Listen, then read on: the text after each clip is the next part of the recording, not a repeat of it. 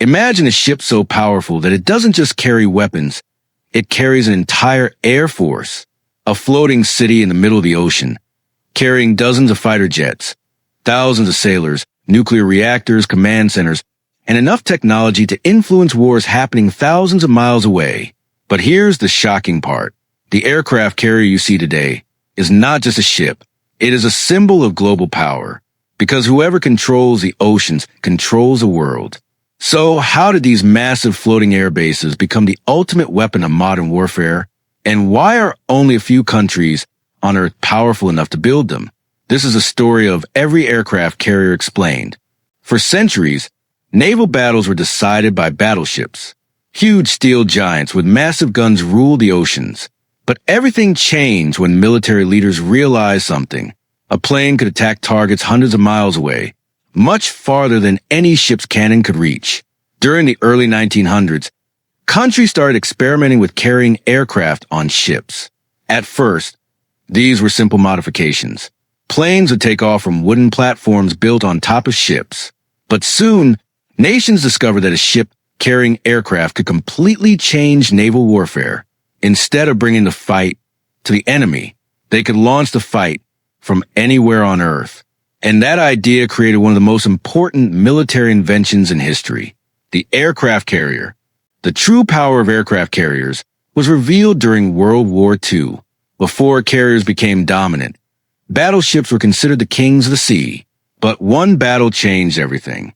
At the Battle of Pearl Harbor, aircraft launched from Japanese carriers destroyed much of the American Pacific Fleet.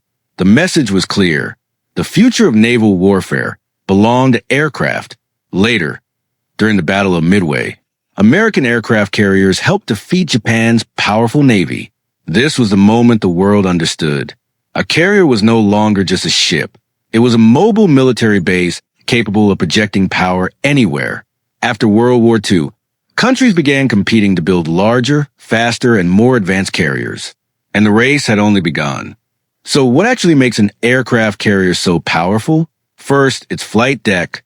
This massive runway sits on top of the ship, allowing fighter jets to launch and land in the middle of the ocean.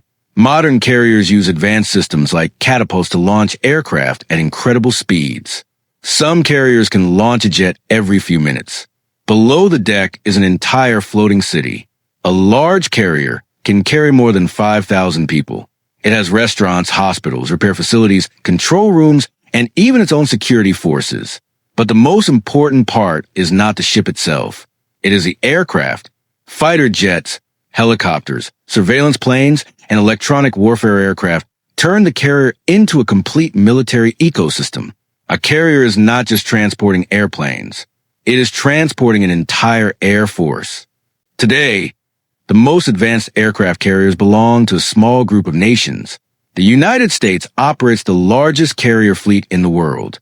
Its nuclear-powered carriers can travel for decades without refueling and support global military operations.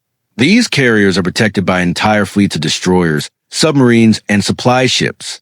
Together, they create what is called a carrier strike group. But America is not alone.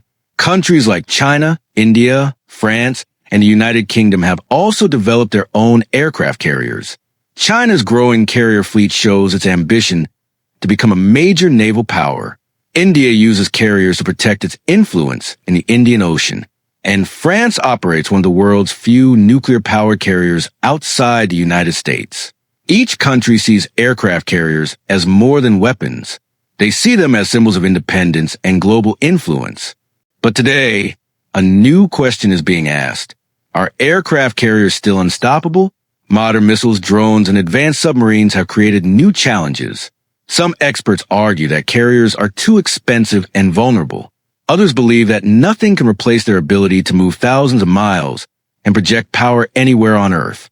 The truth is, aircraft carriers are not just about fighting wars. They represent technology, industry, and a nation's ability to operate beyond its borders. For over 100 years, these floating cities have transformed naval warfare. And as long as nations compete for control of the oceans, the aircraft carrier will remain one of the most powerful machines ever created. Because in the modern world, the country that controls the seas controls the future.